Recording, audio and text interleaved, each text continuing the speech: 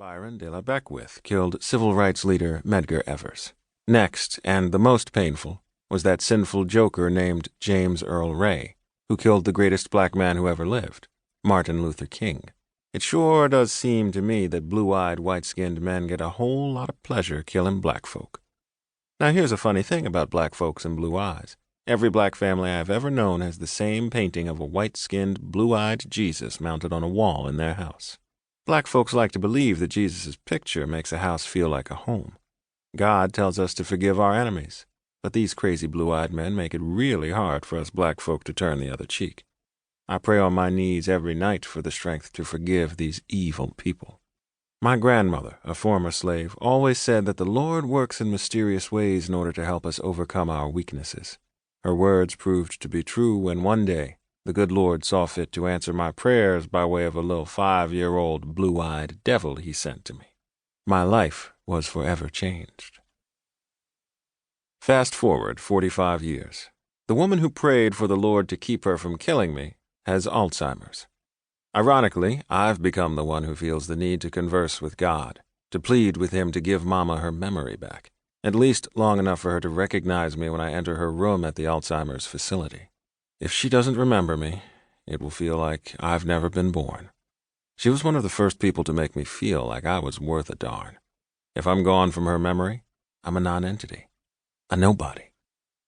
I still can't believe that this tough-as-nails, God-fearing woman has Alzheimer's.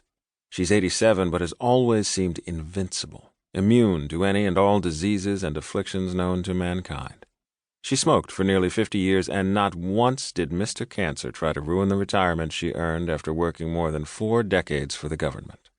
Full of self-doubt and denial about what awaits me, I board a plane in California on a rain-soaked evening to fly across the country to my hometown of Washington, D.C., determined to prove to my siblings that Mama will tearfully embrace me with her weathered hands the moment she sees my blue eyes.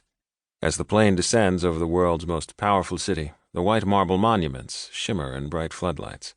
I recognize the once blood-soaked streets, where the divide between the haves and the have-nots is marked by a bridge or body of water. I locate the Anacostia River and look southeast. I recall the guys in my old neighborhood who were murdered there. Junebug, Bo, Ricky, and Beef, their bodies riddled with bullets. Unlike many of my childhood friends, I was fortunate to escape. The woman I'm going to see, Lemell Studevent, was responsible for me making it out of that concrete jungle in one piece. In the moonlight, I see the Arlington National Cemetery, where her late husband, Calvin, is laid to rest. I think about the lives sacrificed in the name of so-called freedom.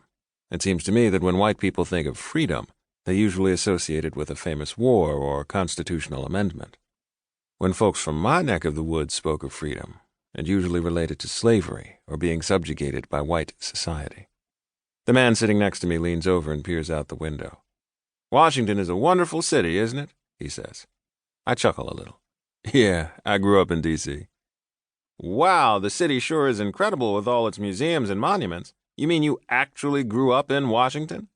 "No, sir. I grew up in D.C. There's a big difference between Washington and D.C."